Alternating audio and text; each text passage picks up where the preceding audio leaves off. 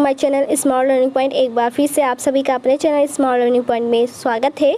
तो आपको बता दें, आज संविधान में जो आपका टॉपिक है वो नागरिकता है और नागरिकता से संबंधित आज आपको प्रश्न बताने वाले हैं। एंड ये आपका जो सेट है या सेट नंबर 1 है।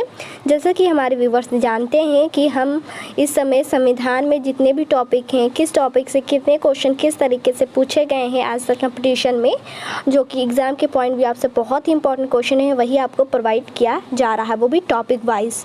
तो इससे पहले मैंने अनुच्छेद टॉपिक था वो सारा आपको कवर करवाया था, फिर अनुसूचियाँ था उसे मैंने आपको कवर करवाया था। ओके तो अगर आप लोग जाकर अगर नहीं देखें तो जाकर सारे पिछले टॉपिक को सेट वाइज मैंने डाला है, उसे सब देख लें। तो आज का न्यू टॉपिक है नागरिकता और आपको आज बताने वाले हैं नागरिकता से संबंधित प्रश्न, या आपका सेट नंबर 1 है। चलिए बिना टाइम को वेस्ट किए हुए या वीडियो स्टार्ट करते हैं। देखिए आज का फर्स्ट क्वेश्चन है कि भारतीय संविधान के किन अनुच्छेदों में नागरिकता संबंधी प्रावधान किए गए हैं। आपका अनुच्छेद यहाँ 1 से 4 है, तो आपका जो राइट ऑप्शन हो जाएगा बी। भारतीय संविधान के किन अनुच्छेदों में जो नागरिकता संबंधी प्रावधान है वो किए गए हैं, वह अनुच्छेद 5 से 11 में किए गए हैं। नेक्स्ट क्वेश्चन है यहाँ, भारतीय संविधान निम्नलिखित में से कौन सी नागरिकता प्रदान करता है। तो आपको पता होगा कि भारतीय संविधान जो है वो एकल नागरिकता प्रदान करता है। यह आपका क्वेश्चन था जो कि एग्जाम के पॉइंट भी आपसे इम्पोर्टेंट है। नेक्स्ट क्वेश्चन है, किस अनुच्छेद के तहत संसद को नागरिकता के संबंध में कानून बनाने का अधिकार प्रदान किया गया है। तो किस अनुच्छेद के तहत संसद को जो नागरिकता है उससे संबंधित और भी जो कानून है वो बनाने का अधिकार है, और किस अनुच्छेद के तहत उसे प्रदान किया गया है। आपका ए है, ऑप्शन बी है, ऑप्शन सी है एंड डी है। तो option D is the right होगा। अनुच्छेद 11 के तहत संसद को नागरिकता के संबंध में कानून बनाने का क्या होता है, अधिकार होता है। नेक्स्ट क्वेश्चन है, भारतीय नागरिकता नहीं प्राप्त की जा सकती है जन्म द्वारा, देशीयकरण द्वारा, किसी भूभाग से सम्मिलन द्वारा, कि भारतीय बैंक में धन जमा करके।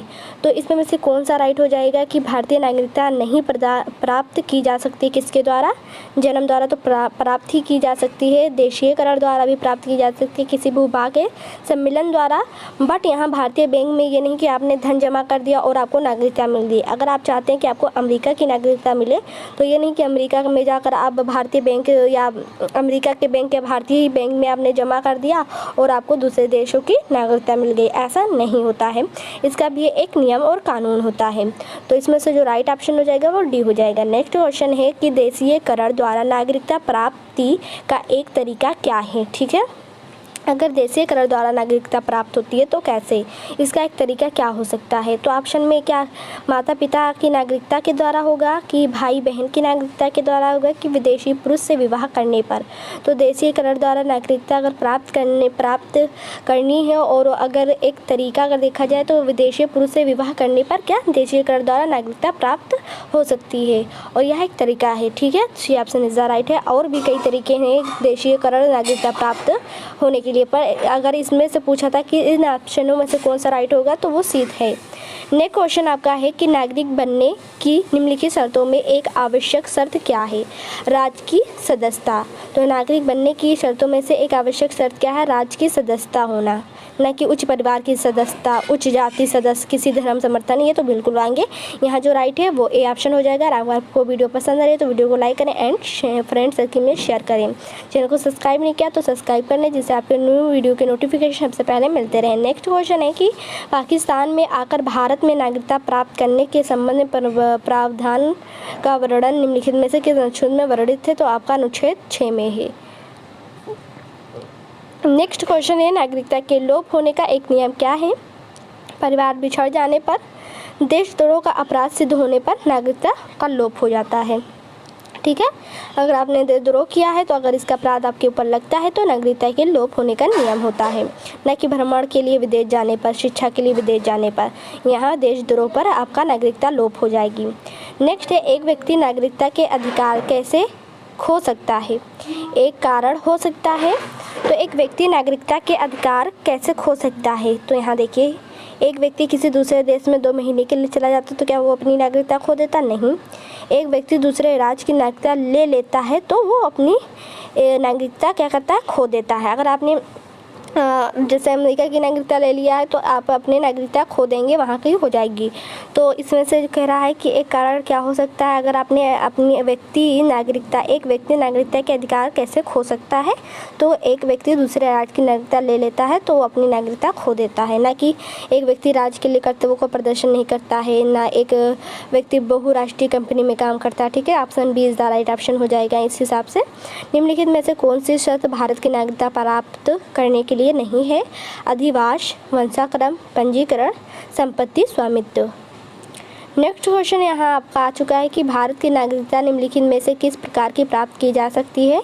जन्म के द्वारा, वंशानुक्रम से, देशीकरण से कि उपयुक्त सभी से। ठीक है, तो यहाँ पूछ रहा था कि भारत की नागरिकता निम्नलिखित में से किस प्रकार प्राप्त की जा सकती है। तो जन्म से भी प्राप्त की जा सकती है, वंशानुक्रम से भी प्राप्त की जा सकती है, देशीकरण से भी। तो इस हिसाब से उपयुक्त सभी हो जाएगा आपका। आई होप आपको वीडियो पसंद आ रहा होगा और आपका ये टॉपिक नागरिकता चल रहा है, नागरिकता से संबंधित ही आपको इसमें प्रश्न बताया जाएगा सेट नंबर 1 में। नेक्स्ट क्वेश्चन है, नागरिकता प्राप्त करने व खोने के विषय में विस्तार से चर्चा कहाँ की गई है। संविधान के भाग 2 में 1955 के नागरिकता कानून में। तो नागरिकता प्राप्त करने व खोने का जो विषय है में विस्तार से चर्चा कहाँ की गई है। तो आपका 1955 के नागरिकता कानून में किया गया है। तो 1955 के नागरिकता कानून इज द राइट ऑप्शन हो जाएगा। नेक्स्ट क्वेश्चन है, किसी व्यक्ति की भारतीय नागरिकता निलंबित की जा सकती है यदि कोई व्यक्ति मतलब स्वयं से दूसरे देश की नागरिकता ग्रहण कर लेता है, यदि वह नागरिकता के दायित्व से परिचित नहीं है, यदि भारत पर सरकार को यह विश्वास हो जाए कि नागरिकता छलपूर्वक प्राप्त की गई है, यदि व्यक्ति जन्म से देश का नागरिक है किंतु किसी विदेश राष्ट्र में युद्ध के दौरान वह शत्रु की सहायता पहुंचाने की गतिविधि में लिप्त पाया जाता है, मतलब देशद्रोह पाया जाता है। ऑप्शन 1, 2 राइट है कि 1, 2, 3, 1, 3, 4। तो एक था, यदि कोई व्यक्ति स्वयं से दूसरे देश की नागरिकता ग्रहण कर लेता है तो अपनी भारतीय नागरिकता से वो निलंबित हो जाता है। एक ये कारण है कि वह दूसरे देश की नागरिकता ग्रहण कर ले। अब यहाँ तीसरा अगर राइट कह रहा है तो यदि भारत सरकार को यह विश्वास हो जाए कि नागरिकता छलपूर्वक प्राप्त की गई तो उसकी नागरिकता खत्म हो जाती है। और चौथा आपका था कि यदि व्यक्ति जन्म से देश की नागरिकता है किंतु किसी विदेशी राष्ट्र में युद्ध के दौरान वह शत्रु की सहायता करता है तो इस तरीके से उसकी नागरिकता इस तरीके से उसकी नागरिकता खो जाएगी, उसको देशद्रोह साबित कर दिया जाएगा, तो वो स्वयं उसका क्या नागरिकता खो जाएगा, ख़त्म हो जाएगा। तो 1, 3 और 4 यह कारण है किसी व्यक्ति की भारतीय नागरिकता निलंबित की जा सकती है। ये 3 कारणों से वह अपनी भारतीय नागरिकता खो सकता है। नेक्स्ट क्वेश्चन है, नागरिकता संशोधन अधिनियम 1992 के अनुसार किसी भी बच्चे को भारत में जन्मने के कारण स्वतः भारतीय नागरिकता नहीं दी जाएगी। भारतीय पुरुष से विवाह करने वाली विदेशी महिला को भारतीय नागरिकता प्राप्त करने का अधिकार मिला कि भारत के बाहर पैदा होने वाले बच्चे को यदि उसकी माँ भारतीय है तो उसे भारतीय नागरिकता प्राप्त होगी। तो नागरिकता संशोधन अधिनियम 1992 के अनुसार क्या कहा गया कि भारत के बाहर यदि पैदा बच्चा जो होता है यदि उसकी माँ भारतीय है तो उससे भारतीय नागरिकता प्राप्त होगी। सी इज द राइट ऑप्शन हो जाएगा। कितने वर्षों तक लगातार बाहर रहने पर नागरिकता समाप्त हो सकती है। 3 वर्ष, 5 वर्ष, 7 वर्ष। तो कितने वर्षों तक लगातार बाहर रहने पर नागरिकता समाप्त हो जाती है। 7 वर्षों तक अगर आपने लगातार बाहर रहते हैं तो इस तरीके से भी नागरिकता आपकी क्या हो जाएगी, समाप्त हो जाएगी। नेक्स्ट है, ऐसे सभी व्यक्ति जो या उसके पश्चात भारत में जन्म ग्रहण किया हो उन्हें जन्मजात भारतीय नागरिक समझा जाएगा। 15 अगस्त 1947 के मतलब जो व्यक्ति 15 अगस्त को हुआ या 1947, यहाँ 1 जनवरी, 26 जनवरी। तो देखिए यहाँ फिल्म इन द ब्लैंक में क्या भरा जाए कि यदि सभी व्यक्ति जो 26 जनवरी 1950 या उसके पश्चात मतलब 26 जनवरी 1950 को या उसके बाद पश्चात भारत में जन्म ग्रहण किए हों उन्हें जन्मजात भारतीय नागरिकता समझा जाएगा। तो आपका अगर वो 26 जनवरी 1950 को पैदा होता है तब भी वो भारतीय नागरिकता कहलाएगा, उसको मिलेगा नागरिकता का। अगर इसके बाद भी वो पैदा होता है तब भी उसे नागरिकता मिलेगा। बट अगर 26 जनवरी 1950 से पहले वो हुआ है तो यहाँ ऐसा कोई प्रावधान नहीं। नेक्स्ट क्वेश्चन है, निम्नलिखित में से किस स्थिति में किसी भारतीय व्यक्ति की भारतीय नागरिकता समाप्त हो सकती है। त्यागने पर, विवाहावसान पर, वंचित किए जाने पर, उपयुक्त सभी। तो बिल्कुल सही है, D option is the right होगा।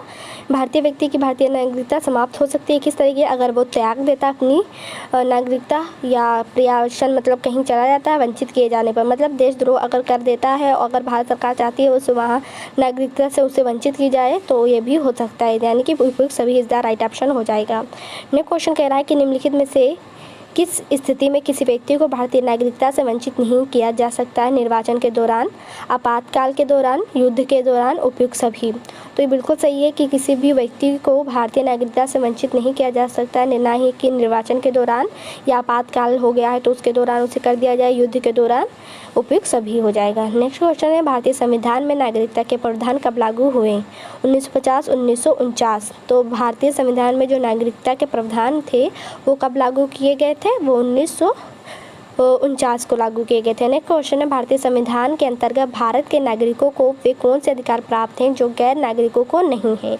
तो कुछ सार्वजनिक पदों की पात्रता, संसद व विधानमंडल के सदस्य होने का अधिकार, अनुच्छेद 15 से 16 एवं 19 द्वारा प्रदत्त मौलिक अधिकार, उपयुक्त सभी। तो यहाँ क्या कह रहा था कि भारतीय संविधान के अंतर्गत भारत के नागरिकों को वे कौन से अधिकार प्राप्त हैं जो गैर नागरिक को नहीं प्राप्त है। तो उसे ये भी प्राप्त है कि उस सार्वजनिक पदों की पात्रता होती है, संसद व विधानमंडल के सदस्य होने का अधिकार उनके पास होता है, अनुच्छेद 15, 16 और 19 द्वारा प्रदत्त मौलिक अधिकार होता है। इस तरीके से उपयुक्त इज द राइट ऑप्शन हो जाएगा। तो ये आपकी नागरिकता से संबंधित क्वेश्चन थे जो कि एग्जाम में काफ़ी बार पूछे गए हैं। अगर आप भी कंपटीशन की तैयारी करते हैं, SSCGD, UPSI, UPP और SSC, CGL, ETC, तो आपके लिए यह वीडियो बहुत ही हेल्पफुल होता है पर डे की, क्योंकि संविधान के जितने भी टॉपिक हैं हम लाइन टू लाइन यहाँ टॉपिक वाइज क्वेश्चन लेकर आते हैं, किस टॉपिक से किस तरीके से क्वेश्चन पूछे जा रहे हैं वो भी आपको सेट वाइज प्रोवाइड कराया जा रहा है। तो यह इस नागरिकता संबंधित प्रश्न था, यह सेट नंबर 1 है। नेक्स्ट वीडियो में मिलेंगे इसी टॉपिक के साथ, इसका सेट नंबर 2 लेकर। तब तक के लिए दे मुझे इजाज़त। Thank for watching this video. Video पसंद आए तो वीडियो को जरूर लाइक करें, चैनल को सब्सक्राइब करें, बेल आइकन को प्रेस करना ना भूलें।